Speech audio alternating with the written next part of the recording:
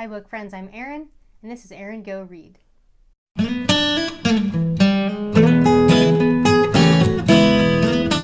This is my May TBR, and this month's TBR is inspired by the Under the Influence of BookTube tag. I haven't done the tag video yet. I will do it, but I watched a couple people do it, and it made me think that might be a really fun way to get some books that I bought because it was highly recommended either by a particular booktuber or by many booktubers. I specifically bought those books based on those recommendations, and they've been lingering on my shelves. So I'm going to spend May taking a good chunk out of some of these books. Now, I have more books on this TBR than I will be able to read. I do have two nonfiction books that have never been recommended via BookTube to me, but that I would like to read anyhow. So let's get started.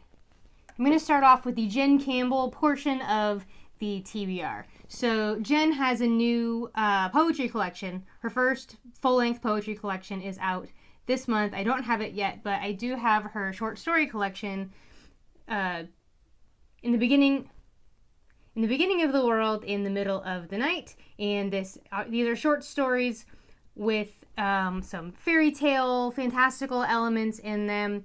And Jen is amazing. I've read her first Franklin book I got for my niece for Christmas, and I'm really excited. I got this probably around Christmas of last year, and I've kind of been savoring it, waiting to get to it. So I don't have her short story, or I don't have her poetry collection yet, but she's kind of on my mind, and so I would like to get to this book. And this is the UK edition, which is a naked hardback, and it's just beautiful.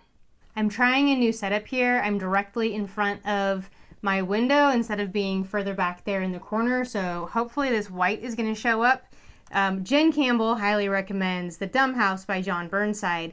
This was on my magical readathon TBR, and I don't think I'm going to be able to get to it in the next 2.5 days.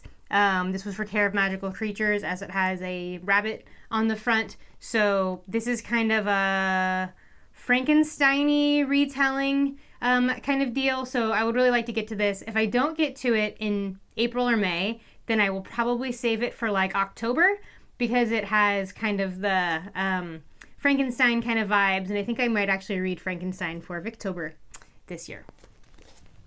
So concludes the Jen Campbell portion of the video. Next up is Gray Sister. This is the sequel to Red Sister by Mark Lawrence. This is the library book copy, so it's super shiny. I actually did end up purchasing a paperback for myself. I just haven't received it yet. Mara from Books Like Whoa recently read the whole series and really loved it. The third book, Holy Sister, just came out I think in April.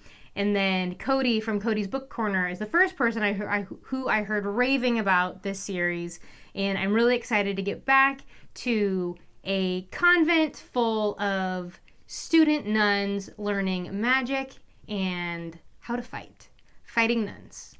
Next up is a book that I've only heard recommended by one person, but that is Russell from Ink and Paper blog, and I tend to like a lot of what he likes. And this is The Library of Lost and Found by Phaedra Patrick. So I live in Northern California in the Sacramento area, and Russell lives in more the Bay Area, and I don't have a lot of independent bookstores, certainly that sell new books up here, but in the Bay Area there are lots. And so I was able to get this from Green Apple Books from their website. They do mail out books, and so any book that has library in it, I'm already bookshop or library. It kind of piques my interest. So Russell really loved this, and so I hope I do too.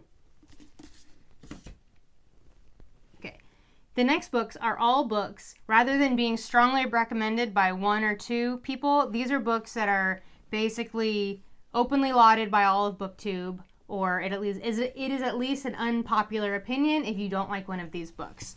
So the first is The Seven Husbands of Evelyn Hugo. This, for me, it feels like kind of a springy book to me, just because it's kind of kind of gossipy, and it has the green cover, and I had kind of been saving this for kind of more of a springtime warmer weather. So this is basically, from what I understand, there's like a aging Hollywood starlet who is, I think she's on her deathbed or something, and she finally wants to just lay out all the dirt and tell her life story to this like chosen person. I don't know if it's a journalist or what, whoever. So you're hearing her life story, I guess, and I think you're getting a lot of kind of Hollywood dirt as she tells her story. So we'll see if I get onto the Taylor Jenkins Reid bandwagon. Next up is The Mermaid and Mrs. Hancock. Around this time last year, this book was really making its rounds. And I believe this was just nominated. It was on the list for I think it's the Walter Scott Prize, which is the historical fiction literature award. I don't know a whole lot about this.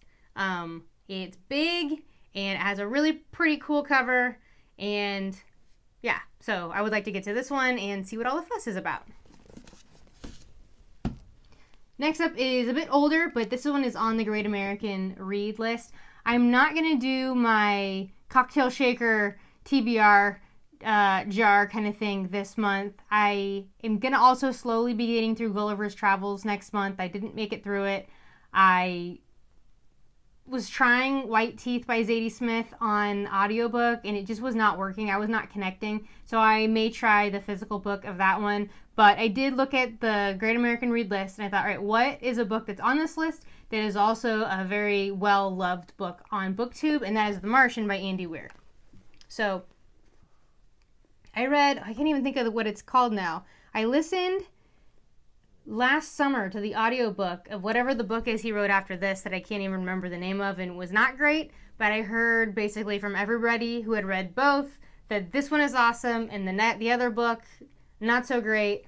And so even though I didn't like the other book, this book apparently is much better. So I'm excited to get to this one. And then it'll check off another Great American Read list book as well. And then one that I have been beat over the head by a couple friends, like, why haven't you read this yet, is The Night Circus by Erin Morgenstern. And I think it's like a traveling circus and people can come and learn magic or something like that. I don't know a whole lot about it, but it looks like a fun time. Next up is a sci-fi that is kind of widely loved even by those who don't like sci-fi typically, and that is The Long Way to a Small Angry Planet by Becky Chambers. And I believe this is the UK cover. And then we have a dystopian, which I really don't know anything about. I don't think I do. That's Station 11 by Emily St. John Mandel. And I like this cover here. We have like a city and then a deer there.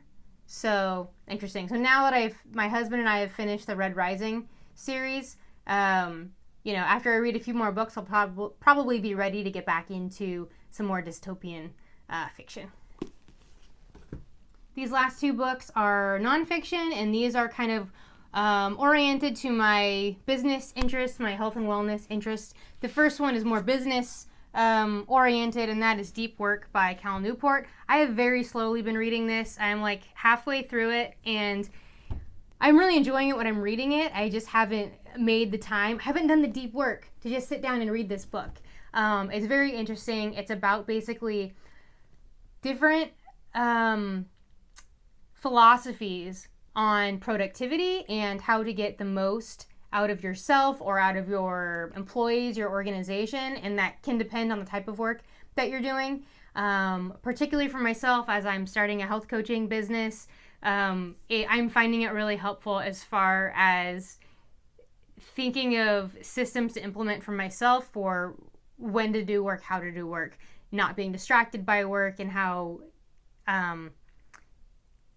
even a little bit of distraction, particularly technology-related distraction, can really take us out of the deep work or prevent us ever from getting to it. So I would like to finish this book.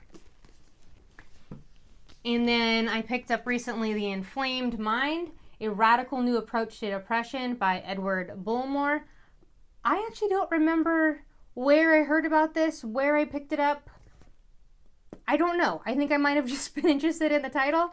I have a history of mental illness in my family. I myself experienced some anxiety and depression. I've never had like a crippling depression, but it definitely does affect me, and I certainly had kind of a rough winter. We had a very rainy winter in Northern California here, and the lack of sunshine really did a number on me. And I know that for myself at least, when I'm eating foods that cause inflammation, and I can know almost right away that it causes inflammation because I get a stomach ache and feel bloated, and also my sinuses almost instantly get like stuffed up.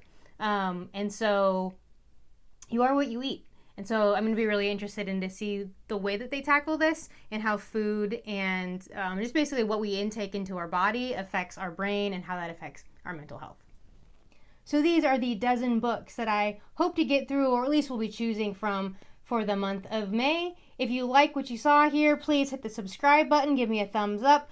Let me know in the comments if you read any of these books. Are you a Taylor Jenkins Reid fan? Are you into the Mark Lawrence Red Sister trilogy? Let me know down in the comments. See you around the tubes.